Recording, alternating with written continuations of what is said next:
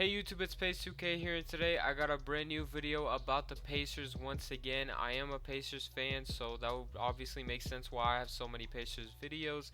But anyways, I am going to get into pretty much the schedule, which did get released on Monday at 3 p.m. I think this video will go up on Tuesday, so yeah, I am recording this at Monday night. But yeah, anyways, I am going to go ahead and break down the schedule, and I also want to talk about the entire roster, which is pretty much out there at this point.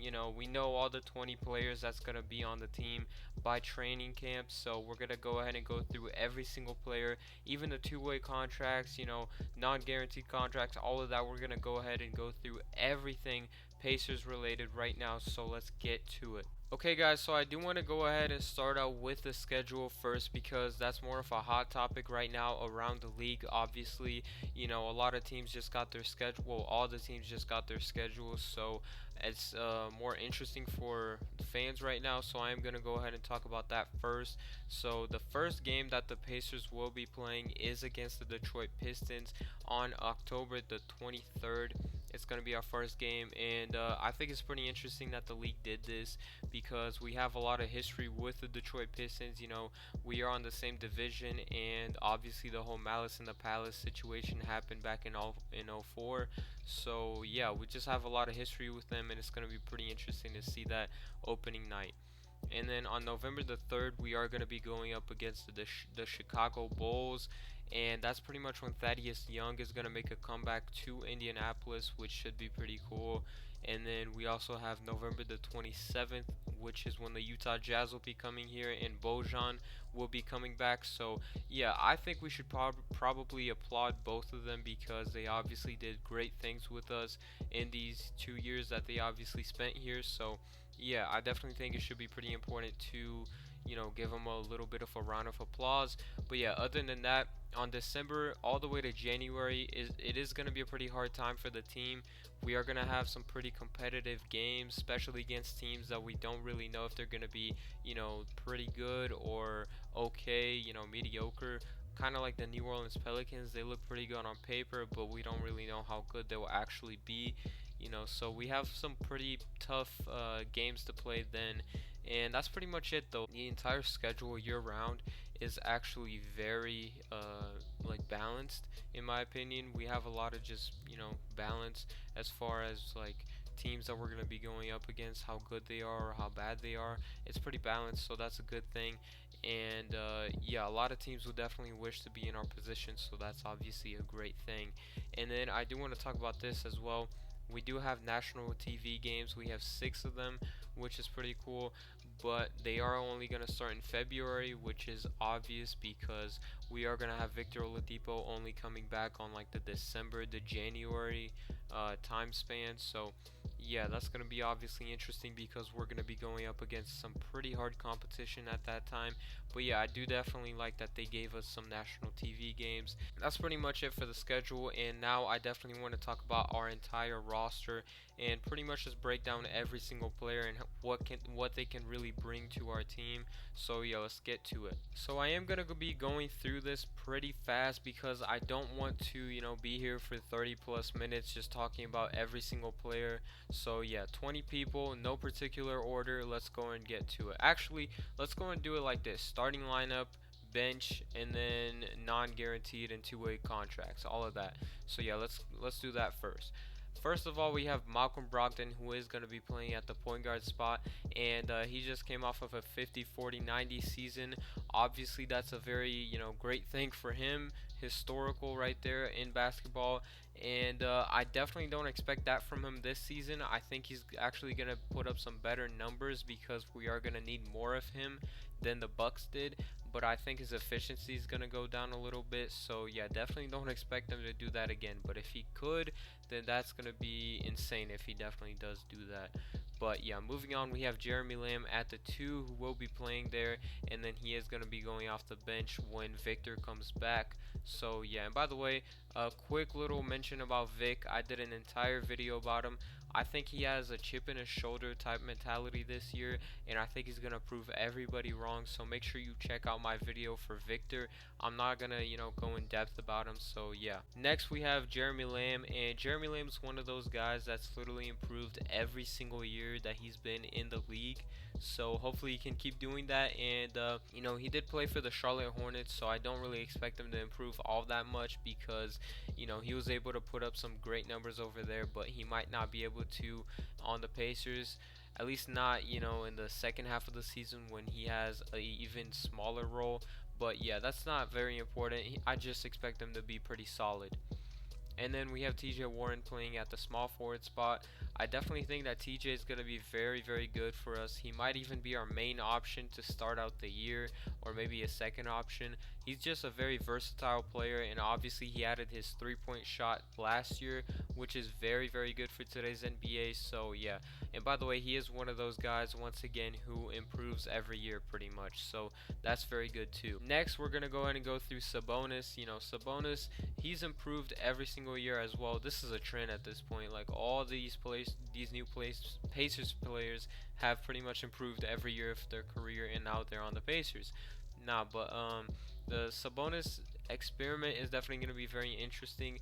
We don't really know if it's going to work out with Miles on the center spot. It hasn't really worked out all that well, in the past, but we'll definitely see how it works out this year. And I heard that Sabonis was working on his footwork on defense this offseason, so that would be really great if he was better on defense this year. That would definitely help our team a lot. So yeah, hopefully he did that, and hopefully he keeps improving as well, because he's definitely an up and coming big man in this league. Next we have Miles Turner, who's pretty much my favorite player on the roster, to be honest with you. I don't know, I've just been rocking with Miles for a long time, and he's obviously one of those rare big men that can shoot from three. He's also an amazing shot blocker. So yeah, he's pretty much like the ideal big in my opinion in this year's league, or not in this year's, but this NBA today. So yeah, obviously I do want him to get better offensively, but I don't really think it's going to be that important for him this year because we have so many offensive players right now. So yeah, I definitely just want him to keep doing what he's doing and just slightly improve every year. So now we're gonna go ahead and move on to the bench and just the guys that's gonna be on the backup roles, and also third string players as well. So let's get it. First we have Aaron Holiday and TJ McConnell, who will share the point guard spot. So we're gonna go ahead and see how they can pretty much share those minutes. I do think that one of them is gonna overtake the other by the end of the year. Unfortunately, I think it's gonna be TJ McConnell because he has more experience, and Nate McMillan usually likes more experienced players. So that kind of sucks for Aaron Holiday, but we will definitely see how that works out. And then at the backup shooting guard spot, we have obviously Justin Holiday, who is Aaron Holiday's brother. And then we also have Edmund Sumner, who will be probably the third string player right there.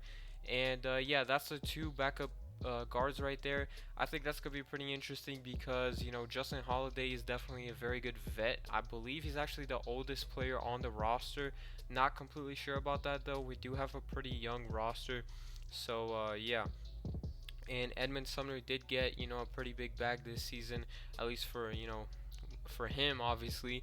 So yeah, that's going to be interesting on how he can end up playing for us, because obviously he got a pretty big bag for what he's worth, and I definitely think we have future plans of keeping him. So yeah, he's definitely a long-term project for the Pacers. And at that backup three spot we have McDermott, which is Doug McDermott obviously, and then we also have Jakar Sampson. Now I didn't actually know Jakar Sampson actually got a full-on deal, but apparently he did. So yeah, both of those are going to be the backup three spots. So you can definitely expect McDermott to start, or not start, but play in the backup small forward role, because Jakar Sampson just doesn't have enough experience in my opinion. So yeah, and then at the power forward backup spot you have TJ Leaf and Elijah Johnson. I can't really pronounce his name, even though I've been a fan of him for a while. But then at the backup center spot, you obviously have Goga Bitadze, and Goga is our new rookie. I have a whole video about him as well, so make sure you check that out. TJ Leaf has not been very great for us. He's been here for what, like 2 years now, or maybe even 3. I think it's been 2. But yeah, he definitely hasn't really done anything, to be honest with you, up until now that's been very impressive, except in like the G League, and that's really, not that meaningful. So yeah. And then obviously I do want to move on to the two-way contracts, which we have Brian Bowen the second. He played very well in summer league. His efficiency was amazing. And then we also have Mitrao Long. I can't really say his name either, but he has a very weird name. So yeah, all you really need to know about him is that he just came off of the Utah Jazz, and apparently one of his teammates said that we have like a good restaurant in Indy, and that's what made him want to come here, which is insane to me. But yeah, he's gonna be pretty cool on our team, and I definitely expect some great things from him on the G League team. I expect him to be great. So yeah, other than that though, we do have some non-guaranteed players in Brima and Gant and Wilcox. I don't, to be completely honest with you, not trying to bash them or anything. I don't actually know their first names. I just wrote down their last names. So yeah, those players, they're probably not gonna, really do anything. They're definitely part of our team because we're gonna have them in training camp. But I just don't really expect much from them. Hopefully they can, impress the team and maybe get a contract, maybe a two-way contract, but that's pretty much all they can do. So yeah, other than that though, the real like players that's gonna be on the rotation that you can obviously expect is gonna be Malcolm Brogdon, Victor Oladipo, T.J. Warren, Domantas Sabonis, Miles Turner, Aaron Holiday, T.J. McConnell, Jeremy Lamb, Justin Holiday, Doug McDermott, and T.J. Leaf and Goga Batadze. Those players will 100% be in the rotation, except for maybe T.J. Leaf. So yeah, other than that though, those players will 100% be in the rotation at some point, at least part of it. So yeah, other than that though, make sure you subscribe, like the video, comment what you think about this video, and like I said before, make sure you check out the Goga Batadze video and the Victor Oladipo video as well, and I'll see y'all boys out.